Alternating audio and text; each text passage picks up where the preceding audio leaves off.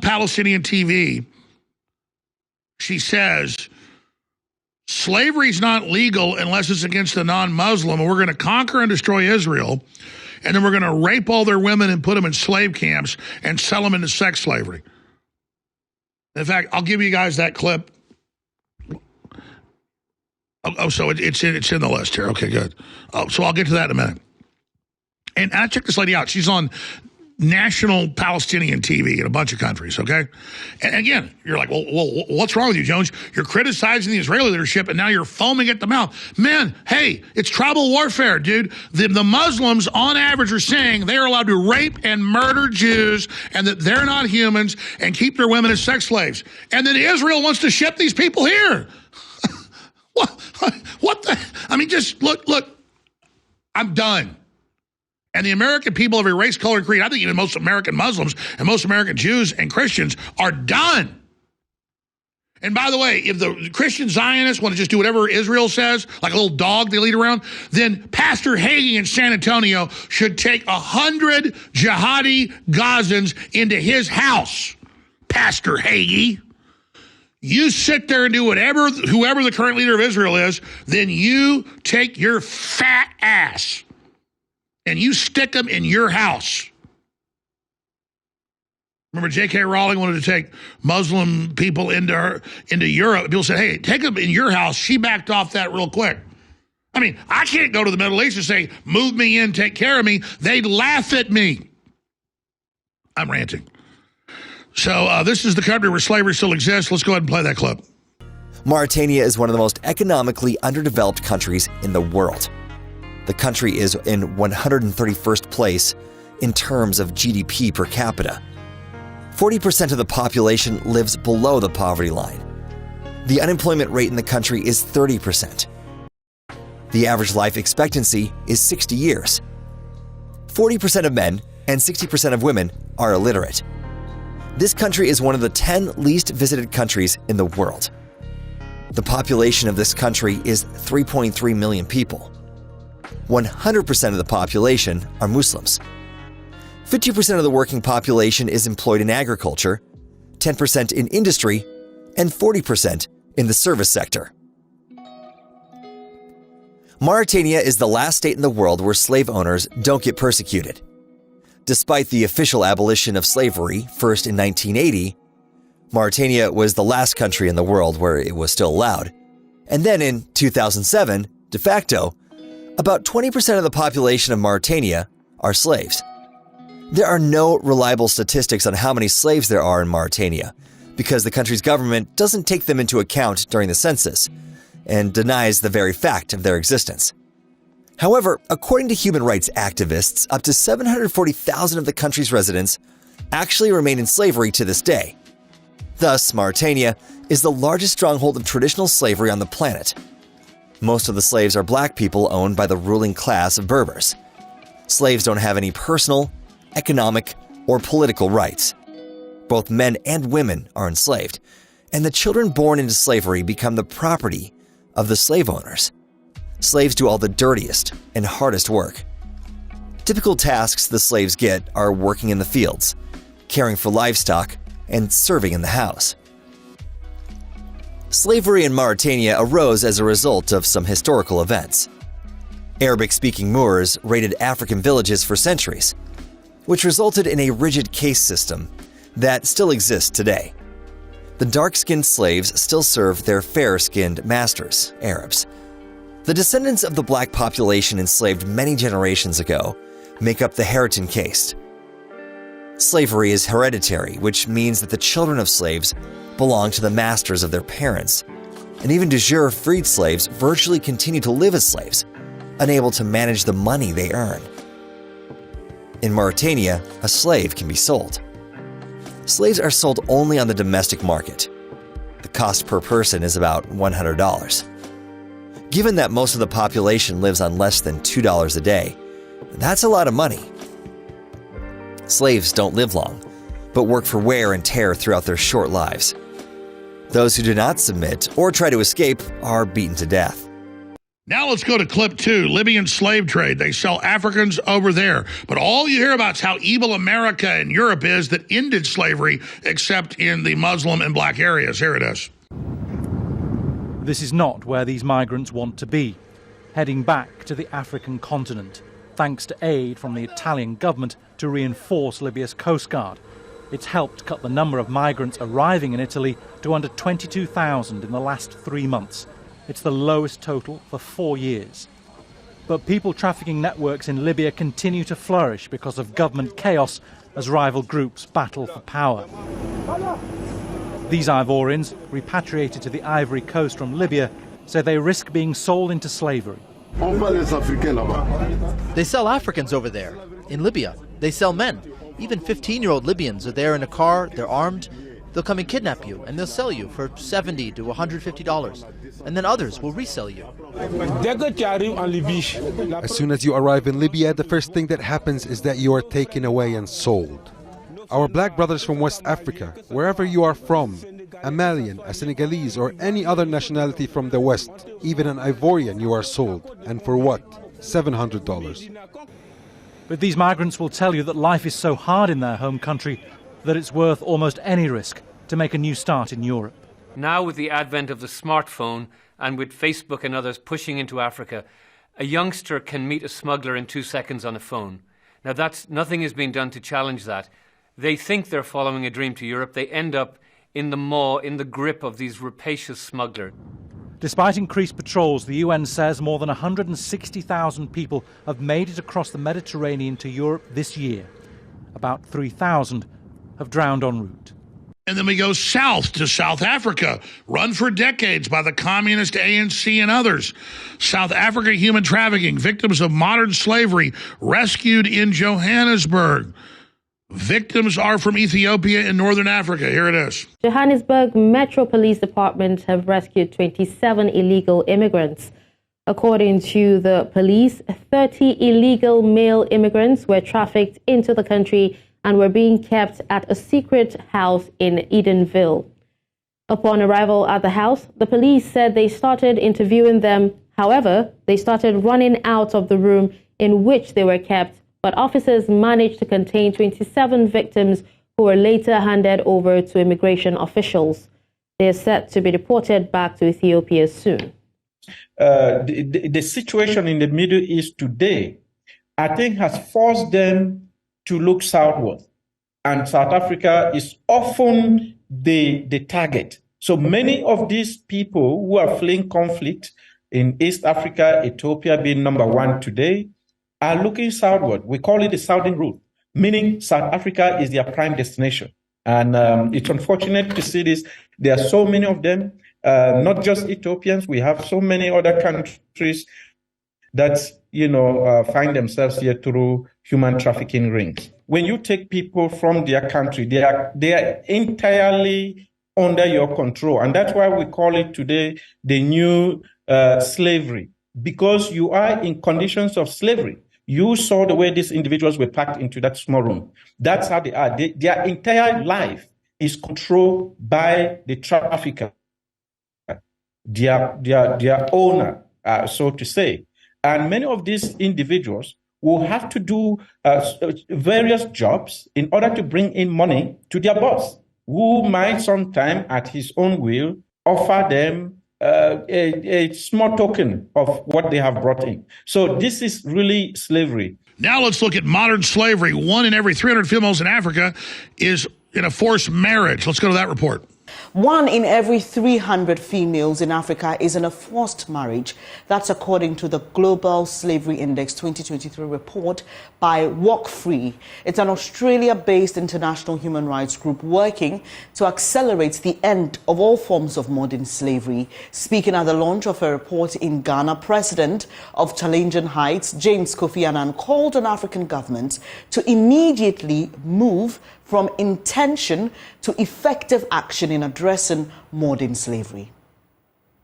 Over 468 billion of imports are goods such as electronics, garments, palm oil, solar panels, and textiles leading the pack of products at risk of modern slavery, which are imported into the G20 member countries alone. African job seekers misled by traffickers with false promises are subjected to forced labor abroad, such as in the Gulf states. Children are also exploited in their pursuit of education. For example, under the Confiage Trust system in Togo, children from rural areas are sent to cities to complete their education and live with relatives who may force them into domestic servitude. And let's not forget cobalt mining and other rare earth mineral mining, mainly owned and run by the Chinese, where children as young as 6 are worked to death in these giant camps that are incredibly toxic. But it's okay because, again, it's liberal. Here it is. This is one of the thousands of unregulated, unmonitored mines in the DRC. It's crawling with children, working like modern-day slaves. A 12-hour-long day of punishing work may earn them the equivalent of £1. Although one of the poorest countries on earth, DRC is rich in minerals. But a history of brutal colonial exploitation looks like being repeated now, in 2017. Much of it's mined by hand, with rudimentary tools in harsh, potentially hazardous conditions. And wretched whether or not, the rush is on for a mineral the DRC has in great abundance, cobalt, and it's fast becoming more precious than gold. It's a critical ingredient in lithium-ion batteries which power smartphones and laptops. An army of children are at the heart of the mining production. Wearing no shoes and in the most wretched conditions, Dorsan is ordered to retrieve the sack he's forgotten. There's an urgency now. The rains make this dangerous work even more risky, and Dorsan's told in no uncertain terms he risks a beating if he messes up again. Dorsan, with Richard beside him, have worked all day. They're 8 and 11 years old. Even this punishing work doesn't guarantee enough for food. Dorsan hasn't eaten for 2 days now. This is what helpless looks like, and he's one of the children making millions for multinational corporations in America and China whilst they suffer in squalor. For this, they'll get maybe 8 British pence a day.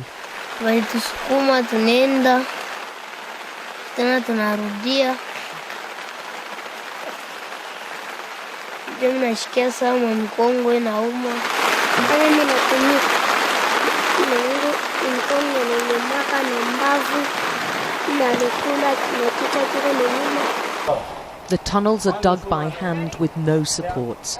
They frequently collapse, especially during rain. The miners climb down using holes carved in the rock and no safety equipment.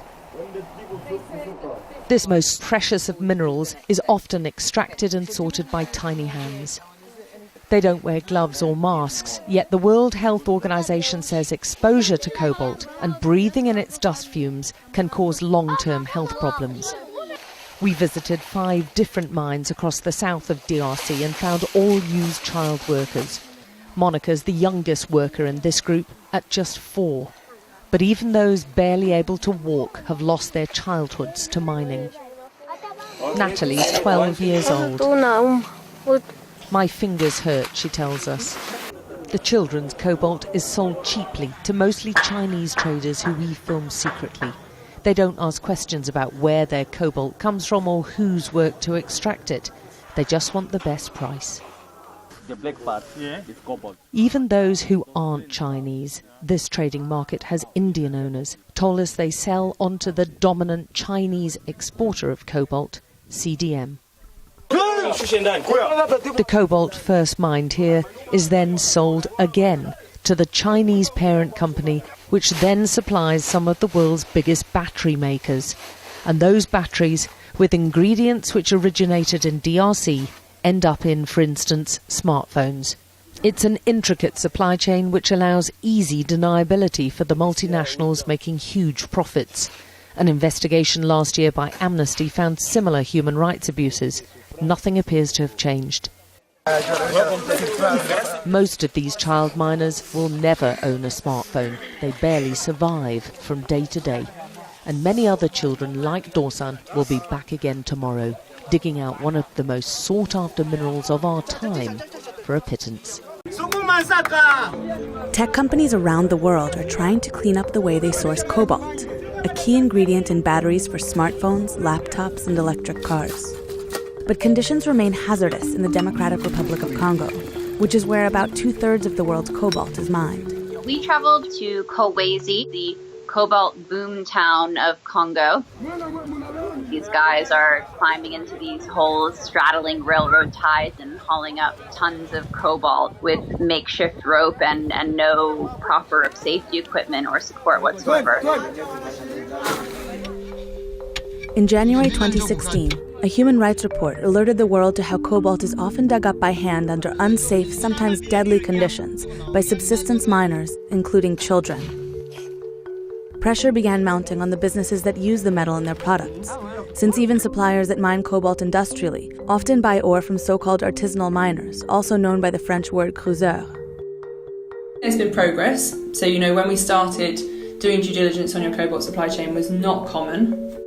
Now, what you find is that it's accepted in international forums, it's seen as something that needs to be done.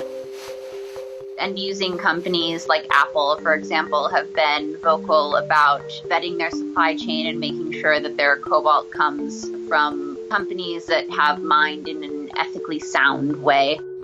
I think that our reporting shows that that's very difficult to actually know for sure.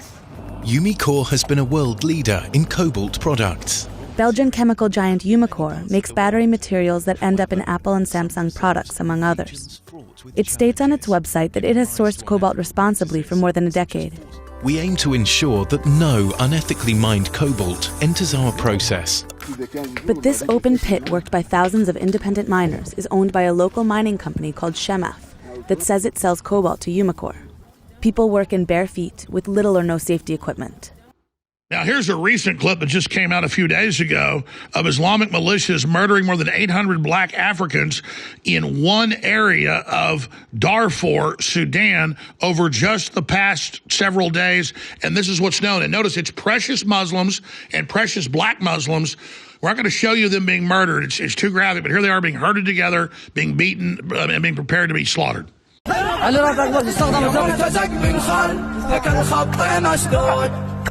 ومن قبالك خاط نهار شظايا معرض قوية حوال عدد غير محدود سل المجطة كان تكون القضايا خذنا سواد الليل والحيل الموجودة وحنات بالحيل سوق المنايا ورد على المرصود والغير مرصود ونبغوا كلا بقاط بالحنايا ذي مرتشف من بأسنا عاد المولود من كثر ما تعثر بريت للضحايا واصبح لسانه بفمه شبه معقود ورفيق يخرج من ذنوب الخلايا سد الرمع كل السوابع مع مدود يا سد معارض من بقاب السرايا محمد سوق البريان لا صفاح لصحن قمك جثايا من كف دقاض على قاته الجود والدولة عنها ربع ذات الدرايا وبندوق هلاكه وطرف مضمون الاخضر حنايا ما يزل الثنايا صباح لشتت الله اكبر لما يسخر الفرقه 15 مجاعه الحمد لله الان اليوم سمينا فيها الخضر الله اكبر الله اكبر الله اكبر اليوم الاشتباك مستمر الله اكبر الله اكبر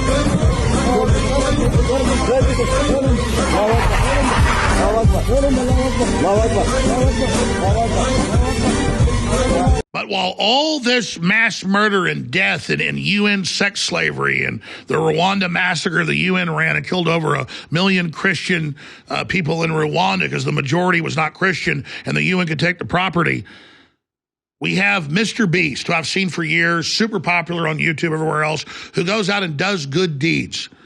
And as people support him more, he does more good deeds. The whole UN hasn't dug 100 water wells in 15, 20 years, they're admitting, in Africa. But he, in just a few months, goes with free market and makes 100 wells, supplying tens of thousands of people with clean drinking water. And what does the Washington Post, what does CNN, what does the left do? They say, oh, it's the white savior. How dare you make it look like only a white person can do it? It's not that it was a white person doing it, even though we have the industrial society on average.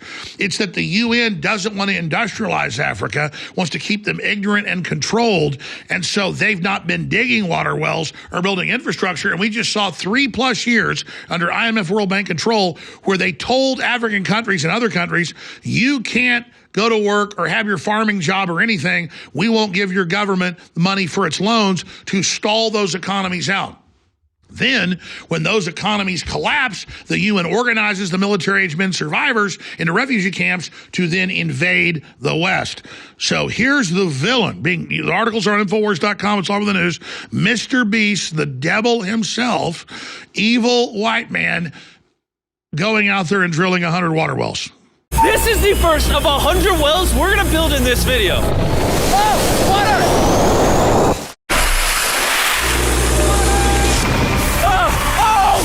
You just witnessed a small village in Kenya get access to unlimited clean drinking water in less than a second. One down, 99 more wells in Africa to go. You're going to love this video. Combined, these 100 wells are going to give around 500,000 people fresh water to drink. And after building some more wells on this side of Kenya, we flew south to the school system of Nairiri. And let's just say, they were really happy to see us. How's it going? I was not expecting this.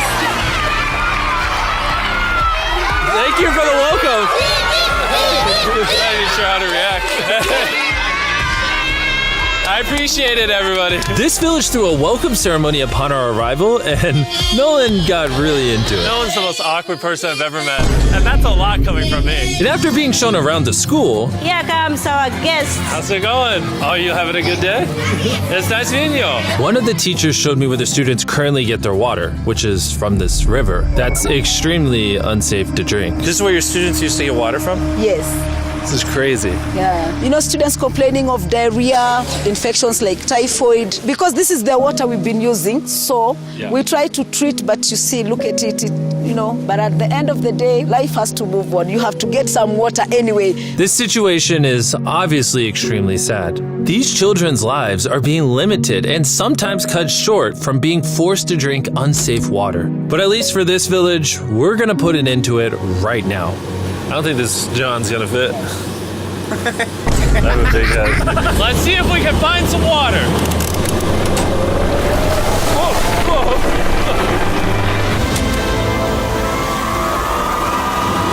It is raining! It's beautiful!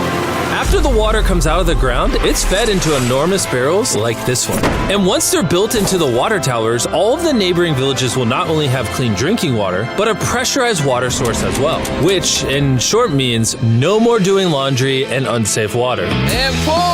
On a scale of 1 to Nolan's mom, how heavy is it? Nolan's mom times 2! Oh, God. Dude, I'll push you off of this. Whoa. All right, here we go. Under control. We built 20 more wells in Kenya, and after we were done... Bro has another well in. Don't worry, I have more water in my other shoe. And just so you know how we built these first 29 wells, we used this giant drill to dig hundreds of feet into the ground, past the polluted sources and into an enormous aquifer of pure drinkable water. After that, we spent time installing pipes so that people all around Africa can access water from spigots like this one in Nairiri. Let's see how it tastes. Like water. It took me about a minute to fill this 5-gallon drum. How much water can this provide a day? 3,600 gallons a day. Not only will this well cover the 400 kids at this school, but literally the entire neighborhood and village around this school can use this well. We say thank you for the water. Oh, no problem. This thing can basically pump nonstop for 30 years. You would think that having an effect of this magnitude would require the resources and funding of a large government, but that's not true. Solving this problem is possible, and something humanity should all be putting effort in to fix. What's the secret of success? To be honest, just find something you love doing and do it for a long period, and eventually you'll succeed. Now, the point of all this is to draw attention to the terrible things happening in other countries and people that are trying to help, but also point out that the left hides behind an African mask and says if you don't do what the UN says or you don't submit to world government, if you're not a communist, you're anti-black. And Hollywood and the corporations literally almost universally have black spokespersons all the time because the globalists are hiding behind black people while at the same time murdering them. But the Africans don't just need us to do that for them or the globalists. Cannibalism is super popular in many areas of Africa, central and southern, eastern and western, not so much in the north, though it happens there. And if you're an albino, you're dead. They think that's magic. They want to eat you. They think it cures all these different types of diseases. And so here's a couple of clips, warning this is graphic, of some of the cannibalism going on in Africa. No siam na ancet be this you joku, you know siam. All the ant be this, atapako be this. Na sotan be this, ika arin to gun lele, ika to tele lele, small and lele, no siam. Abesti like gusi you, kaluba, no siam. Our setting here na today you, body light, you know siam. Now we know be them oh. I say ka worry. Why na tipi? I just wouldn't. Baba. Na. Buwa ba, what do you want to be a continent? Now, I mentioned this earlier, and I didn't know the crew already had it on the list. This is a female Islamic scholar on Palestinian television. Allah allows Muslim men to rape non-Muslim women to humiliate them, but the husband can't bring him in as another wife. He's got to keep him chained up as a slave girl. This is how we humiliate the Jews, the Christians. So I'm here criticizing Israel for what they're doing and then trying to then ship these people over here. Watch this clip closely. لكن لما الإسلام جه بقى نظمه بإيه؟ إن لا يكون إلا عن طريق الحرب المشروعة بين المسلمين وبين أعدائهم. يعني لو إحنا حاربنا إسرائيل وإسرائيل دي مغتصبة للأرض بل ومعتدية على البشر وعلى العقيدة، وطبعا احنا بنتكلم المستحيل، يعني مستحيل ان احنا هيجي اليوم اللي نحارب فيه إسرائيل، ولو ان سورة الإسراء مبشرة بكده يعني، وليس مستحيلا على الله سبحانه وتعالى. فأصل الحرب من النساء هم ملك اليمين، بمعنى ان عشان أذلهم بيصبحوا ملكا للقائد أو للجيش أو للمسلم يستمتع بيهم كما يستمتع بزوجاته. بعض بقى المتنطعين والمتشددين واللي بيسيئوا للإسلام يقول لك أنا أجيب واحدة من شرق آسيا تكون ملك يمين وبموافقة زوجتي أخصص لها غرفة وأستمتع بيها كملك يمين. هذا هراء وهذا ادعاء يعني لا يقول به الإسلام إطلاقا، لأن الإسلام بيقول إما على الزوجة وإما ملك اليمين. فإحنا هنا ملك اليمين المشروع هو نتيجة أسرى الحرب ضد. All right, so we're just revealing all this here. I know most of you probably seen some of these clips. I doubt anybody has seen all these clips at once. Please try to keep us on air. Thanks for being a member of Mug Club at jonescrowder.com. That way InfoWars gets some of the support, not just the great folks over at Steven Crowder's operation that I'm proud to be part of. And please get my new book, The Great Awakening, Defeating the Globalists and Launching the Next Great Renaissance. It's twice as thick as the last book that was the #1 bestseller. It funds our operation. We can't stay on air without your support. And you get a 10% discount when you go to InfoWarsStore.com and use promo code MUG, promo code MUG at InfoWars Store.